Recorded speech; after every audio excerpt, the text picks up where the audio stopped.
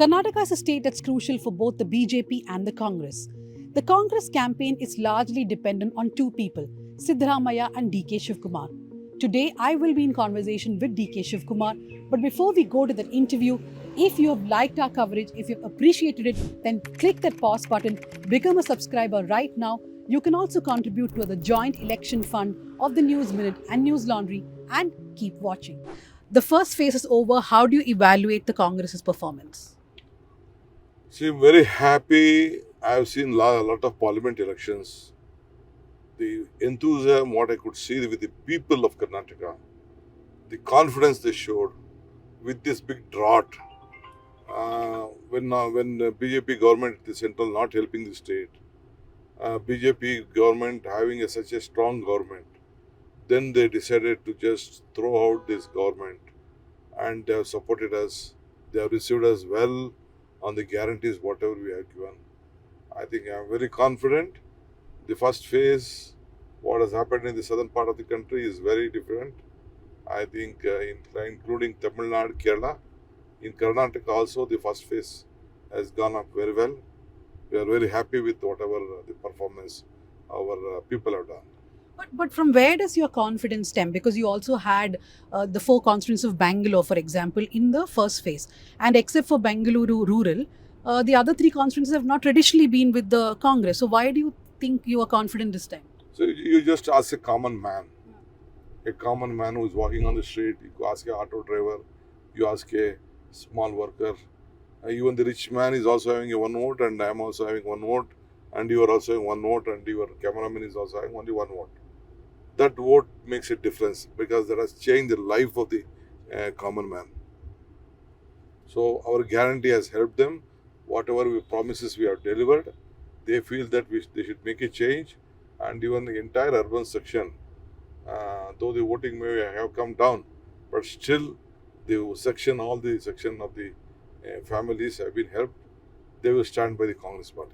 But in case they do not, do we then have to concede? Do you have to then concede that Narendra Modi has a certain pull in urban areas which the Congress is not able to break into? See, I don't think so. If Narendra Modi had a big waiver himself, I could not see anything in Karnataka.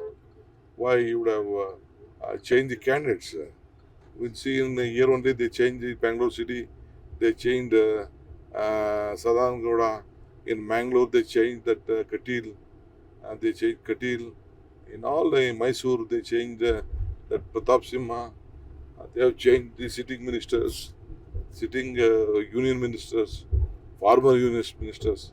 They feel there was something wrong with the party, so they have are trying for a new faces. Speaking about Narendra Modi, there are two things which the Prime Minister is speaking about consistently.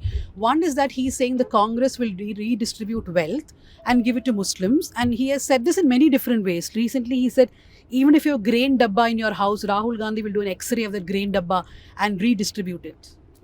It is he's so afraid of the Congress party. I think the Honorable Prime Minister should not go to that level. He should not speak on Hindus or Muslims or anything. This is a community with you have our constitution. He has taken a oath on the constitution. He has to protect every section of the society. That is his primary job, whether he asks vote or not. But it is his duty to see that the entire Indians who will be protected, and they should not hurt their feelings. That is important. And the second thing that the BJP and the Prime Minister has been speaking about is the reservation for Muslims in Karnataka. Now, they have been saying that Muslims have been given reservation as a religion, while that reservation has been there for the communities for many years now. How are you countering this? See, whatever we had from the last after Avnur Chinnaparedi Commission, the reservations are there. We don't want to touch those. We don't want even Delhi also, when Manmohan Singh was there, we gave reservation for this Jain community. And you all have seen, minorities also a part of the society.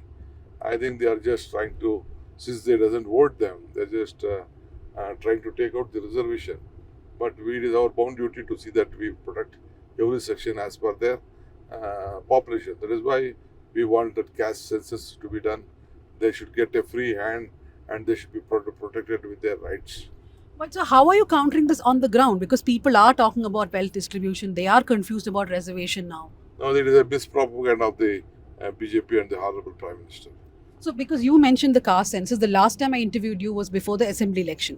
That time you told me that the caste census will be released. It's 1 year now, but no release. See, the officer connected or the chairman had not signed that. Now the new chairman was been appointed by the BJP. Same, we continued him. He had a relooked on it, and I think he has submitted the report. A document without a signature at the time of earlier government was not genuine. So we had to give an opportunity to them. They have given. So the Congress Party manifesto also tells that, the guarantee also tells that we should uphold the rights of every section of the society. But you personally had a problem with the caste census, or did the Vokkaliga community have a problem with the census? No, not that. We wanted to see that everyone should be given an opportunity to declare their community, because their rights, it is everyone's right. Some of them was complaining to us that they are not heard. So I have appealed to the Chief Minister. My community also appealed to the Chief Minister. Lingayat community also appealed to the Chief Minister. Let us relook it and give as an opportunity. But still the cabinet has not taken call, because the end of the election, we didn't want to take such hasty decisions. So you're saying the Vokkaliga and the Lingayat communities do not feel threatened at all by a caste census? No, we will see that it will be set right. Equal justice will be given to every section of the society. I want to just shift attention to the JDS. You personally, you have been talking a lot about the JDS and they back at you. But the JDS and BJP seem to be working on the ground quite okay. So how will that impact the Congress?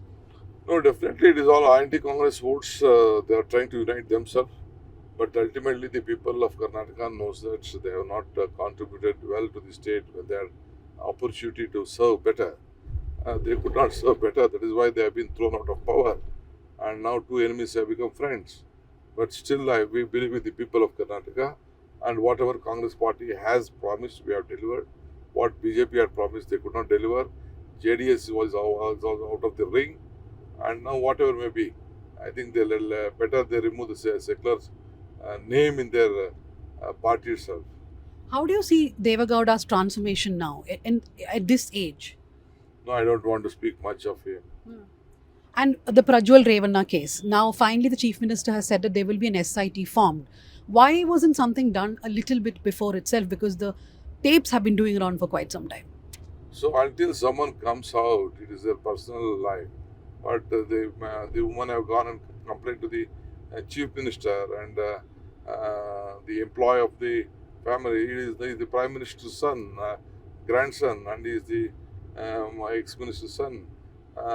Sitting MLA's son, both father and son have tried to misbehave with the woman. They have filed a complaint before the Chief Minister, the DG, and the Women Commission. Now the CM had no option. He had to take up a case, start an investigation on it. It is our duty, because lot of hundreds of women have been involved. We have to protect the lives and their image of the woman is also. But at the same time, this type of culprits, the image of the parliamentarians have come very down.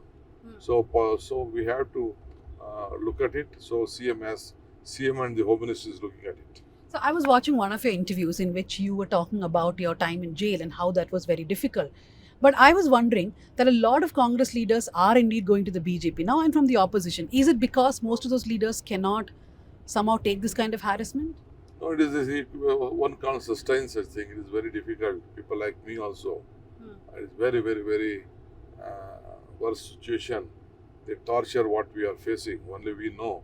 And more than about 400, 500 friends of mine have been suffering a lot. And their businesses, their lives, their political lives, their family lives, everything has been disturbed. And all these agencies are threatening them. But a lot of leaders like you have then preferred to just change parties. Why was that not an option for you? Know what to do. Our conscience should permit us what we do. Ultimately, some of them are afraid. Let us see, we have faced the heat, and what more heat can be done. The same thing can be continued. Let them do whatever. We believe in the law of this country. Do you believe one weakness for the Congress still remains to be Rahul Gandhi? Because a lot of people would say, I don't prefer Narendra Modi anymore, but who do I vote for? Rahul Gandhi is not an option for me. So they should vote for the Congress party. They should vote for the India Alliance. To save India, the only alternate is the Congress party. Congress party can keep the country united, and Gandhi family also has kept this party united. And why is the BJP so much afraid of our Rahul Gandhi? Because he's a fighter. He does. If he is weak, why the Prime Minister is accusing him?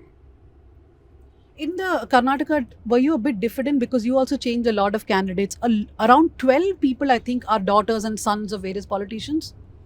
No, of course, they are political leaders themselves. They have a heritage, and we want accountability. So we have fixed accountability to various leaders. They are from the organization. They are not a small family members. They are just the organization.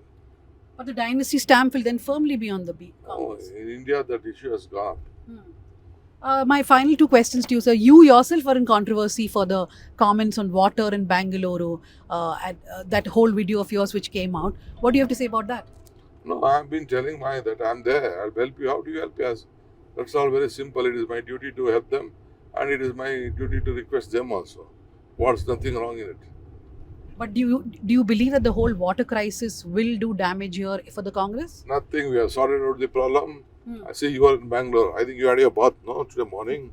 Was there any problem? But there's research now that you don't have to take bath every day. That's overrated. No, I think myself also. But sir, we can't trivialize it. There was a water crisis. There was, but we have managed and we have given them water. We have asked them not to use this drinking water, Kaveri water, for cleaning your vehicle, cleaning your putting to a garden and all. Don't use that water. Use a different type of water which has been recycled. The other water, because every drop of water is important. That is, we have cautioned everyone. And 6,900 boreholes have been tried. We have made alternative. We have taken over the tanks. The BW has been distributing all to the apartment owners. Still, I am so happy. Even the Prime Minister is remembering that it has become a tanker city. Instead of he helping us on financial crisis, on this summer situation and the drought time, he is commenting on us. But he has not commented that we are not sorted out the problem. I am so happy. He is remembering Karnataka. My final question to you, the union government has finally released some money for drought relief. How do you see this playing out in the election? Is the money enough? What is Karnataka's demand? It is not. On the court intervention, they were not respecting the federal structure. On the court intervention, they have released some amount. But now it is too late. But anyway, we will find out. Still, there is our demand. We will place it before the central government. We will place it before the court. Then we will come back to you. Thank you very much. That is DK Shivkumar exuding confidence as usual, saying that they will win a lot of seats in Karnataka much better than last time. Thank you very much. This election season, your right to choose puts you at the heart of it again. We'd like to be your eyes and ears. Choose the journalism and media that serves democracy and you. Simply log on to newslaundry.com/2024 election fund and choose an amount of your choice for the reports of your choice.